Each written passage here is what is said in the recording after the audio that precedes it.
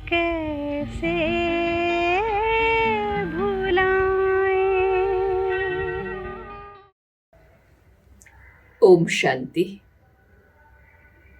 आज मुझे वो बाल्य अवस्था के दिन याद आ रहे हैं जब साकार में बाबा थे और हम उस अलौकिक गोद में पले।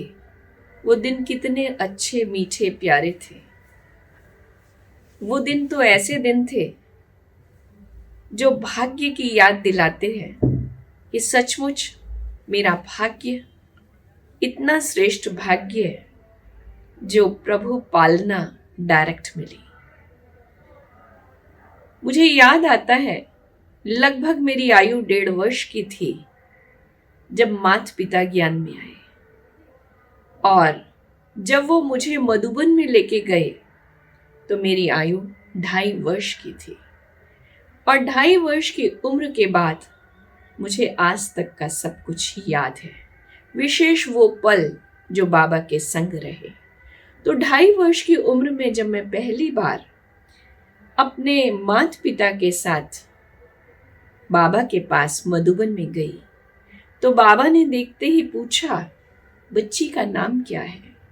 जैसे लौकिक माँ बाप बच्चे को कहा करते हैं, बच्चे नाम बताओ। मुझे भी कहा गया अपना नाम बताओ।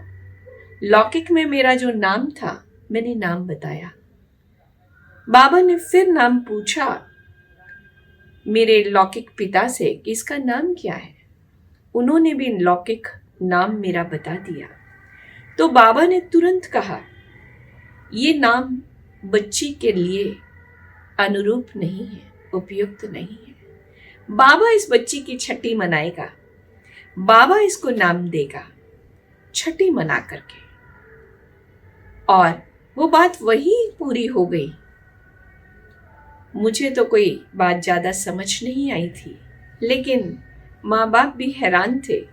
अच्छा, इस छोटी सी बच्ची के लिए बाबा छठी दोबारा मनाएंगे। तैयारियां शुरू हुई। बाबा ने मेरे लिए भोग के 2 रुमाल के फ्रॉक्स बनवाए। मुझे याद आता है हमारी पुष्पाबेन नागपुर, जिन्होंने बहुत सेवाएं अपनी की हैं, उन्होंने उस समय वो मधुबन में थी और वो शायद स्टिचिंग में अच्छी थी, तो उन्होंने भोग के रुमाल की मेरी 2 फ्रॉक्स बनाई। अलग अलग 2 फ्रॉक्स थी। और उस भोग के रुमाल की फ्रॉक्स बहुत चमकीली सी फ्रॉक, आप समझ सकते हैं भोग का रुमाल तो चमकीला ही होता है, उसकी फ्रॉक बनी। और बाबा ने पूर्णतया तैयारी करके चारों तरफ मधुबन में सबको कहलवा दिया कि आज बच्ची की छठी मनाएंगे। सबको निमंत्रण भेज दिया। शाम को ये कार्यक्रम शुरू हुआ और मुझे आज याद आता है हमारी दादी पुष्प शांता थी, जो वैसे ध्यानित आत्मा पहले नहीं थी, लेकिन बाबा ने उनको इस कार्य के लिए विशेष भोग के लिए कहा था। तो तैयारी के अनुसार शाम को जैसे ही मुझे फ्रॉक पहना कर के स्टेज पर बिठाया गया, माँ बाप बिल्कुल सामने बैठे थे। ये घटना है हिस्ट्री हॉल की। हिस्ट्री हॉल में मुझे स्टेज पर वो चौकियाँ जो हैं उस पर एक पे बिठा दिया और सामने लौकिक माँ बाप बैठे हुए थे। और थोड़ी ही देर में बाबा का आगमन हुआ। बाबा उस दिन टोपी पहन करके आए थे। मैंने बाबा को टोपी में नहीं देखा था, तो मैं शायद पहचान नहीं पाई और थोड़ा डर भी गई। तो जैसे ही बाबा करीब आए, स्टेज के चौकी के पास आए, मैंने डर के मारे सीधा अपने पिता की गोद में जंप कर दिया। बाबा ने पूछा, क्यों बच्ची डर गई? बाबा टोपी पहन के आए इसलिए। मैं कुछ कह ना सकी, मैं देखती रही, अपलक बाबा को देखती रही। बाबा ने टोपी उतार दी कि लो बच्ची। बाबा टोपी उतार देता है, आओ। क्योंकि बाबा ने टोपी पहनकर जब गोद में लेने की कोशिश की तो मैं नहीं गई थी, तो बाबा ने टोपी तुरंत उतार दी और फिर बाबा ने अपने साथ वहीं बिठाया और पुष्प शांता दादी को कहा, आज वतन में जाओ, इसके लिए नाम लेकर के आओ ऑलमाइटी बाबा से। दादी का पार्ट पहले तो नहीं था, लेकिन उस दिन बाबा ने जब उनको बिठाया, जैसे ही वो भोग के आगे योग में बैठी तो उनकी रस्सी खिंच गई और ऑलमाइटी बाबा से वो नाम लेकर के जब वो लौटी और बाबा को संदेश सुनाया, उसके बाद बाबा ने मेरा नाम चंद्रकला रखा। तो ये कहिए कि मेरा ये भाग्य है कि मुझे बाबा ने नाम दिया और उसके बाद वो पुराना नाम मिट सा गया। आज तो मैं ये कहूँगी, ये नाम पुराना किसी को भी पता नहीं, यही नाम सबको पता है, चंद्रकला। और ये सौभाग्य है, भगवान ने मुझे नाम दिया चंद्रकला। वो दिन इतना खास था मेरे लिए कि बाबा ने मुझे सौगात में भी 2 फ्रॉक्स दी थी। और वो 2 फ्रॉक्स मैं आज कहूँ, एक ब्लू कलर की थी, एक लेमन येलो कलर की थी। वो 2 फ्रॉक्स मेरे को दी और मदर को कहा, माँ को कहा, ये फ्रॉक्स बच्ची के लिए है। मैंने ये सुना था, उस समय तो भोग के रुमाल की फ्रॉक पहनी हुई थी और 2 फ्रॉक्स गिफ्ट में मिल गई। तो मुझे जो 2 फ्रॉक्स मिली, मैंने माँ से कहा, अब मैं यही फ्रॉक्स पहनूंगी। मेरे अंदर बचपन से एक अलग सा संस्कार था और वो ये संस्कार था कि मुझे नित्य नई फ्रॉक चाहिए थी। मैं रोज नई फ्रॉक पहनना चाहती थी और इस कारण से, और माँ बाप की इकलौती संतान होने के कारण से, पिताजी रोज अलग अलग मेरे लिए फ्रॉक्स लाते रहते थे, क्योंकि मैं रोज डिमांड करती थी नई फ्रॉक पहनूंगी, नई फ्रॉक पहनूंगी। इस कारण मेरे पास फ्रॉक्स का कलेक्शन काफी था। अब मेरी माँ मेरे लिए काफी सारी फ्रॉक्स आबू भी लेकर के आई थी। जब बाबा ने 2 फ्रॉक्स दी तो मेरी अब जिद हो गई, मुझे इसमें से ही फ्रॉक पहननी है। माँ बार बार कहे, देखो कितनी सुंदर सुंदर फ्रॉक है, ये भी पहनो।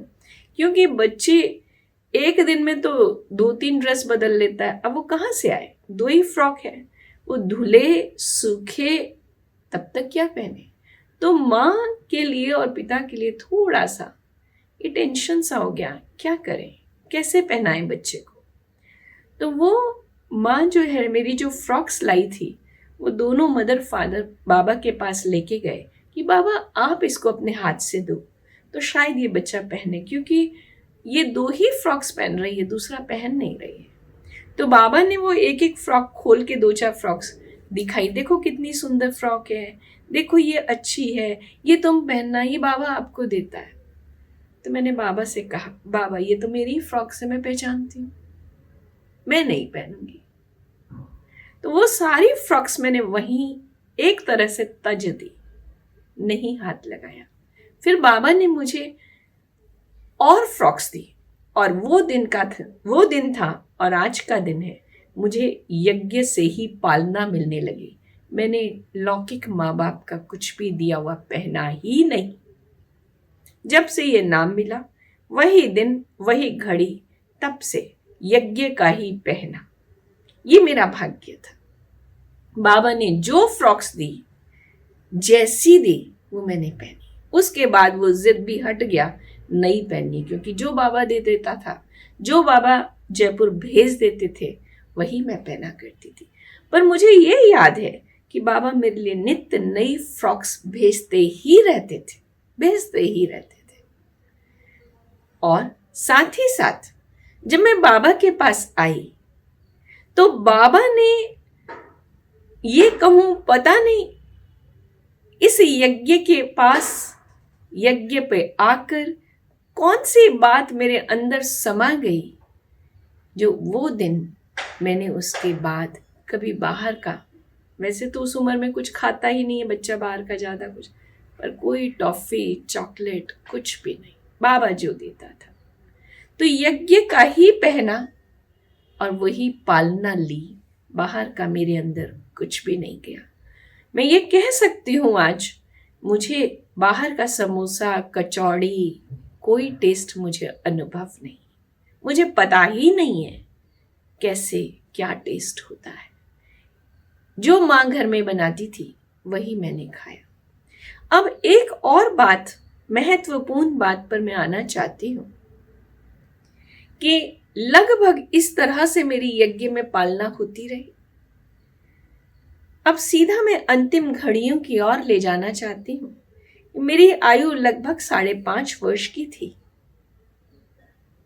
और 5.5 वर्ष की आयु में जब मैं बाबा के पास आती रहती थी तो उस आयु में 1969 18 जनवरी का वो दिन जब बाबा ने ये पार्थिव देह का त्याग किया और अव्यक्त वतनवासी हुए, तो जयपुर में भी ये संदेश पहुंचा। तो मेरी माँ और मैं और सेंटर की बहनों के साथ मधुबन में आई। फादर बिजनेस के कारण बुरहानपुर में थे। फादर बुरहानपुर से सीधा पहुंचे। उनका फलों का व्यापार रहा तो वो बिजनेस के कारण आना जाना किया करते थे। तो बुरहानपुर से काफी उनका बिजनेस का रहता था, तो वो वहां थे उस समय जब बाबा ने देह त्यागी थी। तो 18 जनवरी जब ये मालूम पड़ा तो पिता तो आए बुरहानपुर से, हम यहाँ जयपुर से वहां मधुबन में गए थे। मुझे याद आती है उसमें एक वृतांत कि बाबा का पार्थिव देह हिस्ट्री हॉल में रखा था। ये बिल्कुल स्पष्ट मेरी मेमोरी में है। और बाबा को फूलों से सजाया हुआ हिस्ट्री हॉल में था बाबा, और भाइयों की तरफ से आना, बहनों की तरफ से जाना। एक एक मिनट सब बाबा से दृष्टि लेते हुए निकल रहे थे। कुछ भाई बहनें सामने योग में बैठे हुए थे, इधर दादी बैठी हुई थी और धीरे धीरे एक एक मिनट दृष्टि लेते हुए निकलते थे। इतनी सब बातें तो मैं नहीं समझती थी उस उम्र में, पर इतना सा जरूर जानती थी कि बाबा जो मेरे दिल के बहुत करीब हैं, जो मुझे बहुत प्यार करते हैं, आज वो नहीं रहे। बस इतना सा जानती थी, बाबा नहीं रहे। पर मैं बाबा को पाऊं कैसे, लाऊं कैसे? तो मैं बार बार अंदर ही अंदर सोचती थी, मुझे बाबा अब नहीं मिलेगा, मुझे प्यार कौन करेगा, मुझे फ्रॉक्स कौन देगा, मुझे चॉकलेट्स कौन देगा, मुझे टोली कौन देगा। ये छोटे छोटे बचपन के नीचे से सवाल थे मन में, और इन सवालों के अंदर मैं भी बाबा के यूं कहें अंतिम दर्शन कहूं या बाबा से दृष्टि लेने के लिए कहूं, भाइयों की तरफ से अंदर जब गई माँ के साथ, मैंने बाबा पे जो फूल थे, कुछ फूल, 1-2 फूल ऐसे उठाए और बहनों की तरफ से निकल गई। और वो फूल मैं अपने हाथ में रखी, कुछ फूल मैंने थोड़ा सा 2-4 पंखुड़ियां खा भी ली, और इस तरह से वो फूल मैंने समेट लिए, 1-2 फूल जो भी मेरे हाथ में थे, और फिर दोबारा राउंड में आ गई, फिर 1-आध फूल उठाया, फिर निकल गई। इस तरह से मैंने 2-3 बार किया। और तब दादी का ध्यान गया, ये बच्ची बार बार आ रही है और यहाँ से फूल उठाती है। दादी ने मुझे रोका। दादी ने कहा कि ऐसे फूल नहीं उठाते और ऐसे खाते भी नहीं, ये ठीक नहीं है, बाबा के ऊपर से फूल मत उठाओ। मैंने दादी को कहा, दादी मेरा बाबा तो नहीं रहा, मुझे प्यार कौन करेगा? ये फूल मैं खा रही हूं ताकि मुझे अब यही तो याद रहेगा। मैं क्या याद रख पाऊंगी, ये याद रह जाएगा। दादी कुछ भी नहीं बोल पाई और फिर मैं निकल गई, पर दादी ने मना किया था इसलिए मैं दोबारा भी नहीं गई। लेकिन वो जो 3-4 बार मैं गई थी, और मैं समझती हूँ 3-4 फूल जो मैंने एकत्र किए थे, वो मैंने बैठ के उनको खाया। और मुझे वो घड़ी, वो दिन, वो पंखुड़ियां बिल्कुल दिल में स्पष्ट याद में है। जो मैंने कहा था, यही तो मेरी यादें रहेंगी, यही तो बाबा का प्यार मेरे साथ रहेगा। क्योंकि अब फ्रॉक तो मिलेगी नहीं, मैं क्या पहनूंगी? पर ये तो जानी जानन हार, या वो कहूँ बाबा जानता है कैसे किसकी पालना करनी है। लेकिन वो पालना यज्ञ से मुझे बराबर मिलती रही। बाबा के बाद दीदी और दादी ने मुझे भरपूर यज्ञ से वो स्नेहपूर्ण पालना दी, और आज तक मैंने यज्ञ का पहना। तो ये मीठी मीठी यादें मीठी मीठी बाबा की बातें वो बिल्कुल ऐसे छप गई, ऐसे अंदर में समा गई जैसे उसके अलावा मेरा कुछ था ही नहीं। इसी तरह से मैं आपको कुछ और बातें बताऊं। बाबा की मुरली तो ज्यादा मैं कैसे कह सकती हूँ कि समझ आई या नहीं आई, लेकिन कुछ शब्द बच्चा पकड़ लेता है मुरली में से। मैंने भी मुरली में से 2-3 शब्द पकड़े हुए थे और वो शब्द थे, बाबा कहता था पत्थर बुद्धि और पारस बुद्धि। बाबा कई बार मुरली में कहते पत्थर बुद्धि और पारस बुद्धि। मुझे याद आता है कि ये जो अंदर में छप गया था कि मुझे जो बाबा खिलाता है वो खाना है, तो मुझे याद है एक बार मैं आबू ही आ रही थी, माता पिता के साथ आ रही थी, और ट्रेन में जब बच्चे आते हैं अपने माँ बाप के साथ, सामने की सीट पर कोई और परिवार होता है, तो वो परिवार अगर कुछ खाता है तो नेचुरल वे में बच्चे को ऑफर कर देता है कि बच्चे तुम भी खाओ, तुम भी लो। तो मुझे भी उन लोगों ने, वो जो परिवार सामने बैठा था, एक ऑफिसर क्लास परिवार, उन्होंने दिया कुछ खाने को। अब क्या था मुझे याद नहीं, तो मेरा जो जवाब था वो मुझे आज भी याद है। मैंने उनको कहा नहीं, मैं बाहर का नहीं खाती, मैं पत्थर बुद्धि नहीं। जो पत्थर बुद्धि होते हैं वो खाते, मैं तो पारस बुद्धि हूं। अब ये ज्ञान की बात उस अंदर में जो समा गई, वो मीठी बात वो आज भी रह रह के याद आती है कि बुद्धि कैसी चाहिए। स्वच्छ बुद्धि चाहिए, साफ बुद्धि चाहिए, सरल बुद्धि चाहिए। इसी तरह बाबा कैसे बच्चों के अंदर भी सेवा भाव भरते थे। सिर्फ बाबा ने खिलाया पिलाया ऐसा नहीं, सेवा भाव भी बच्चे को भरना है, बच्चों को बिजी भी करना है। बाबा बहुत अच्छे से जानते थे।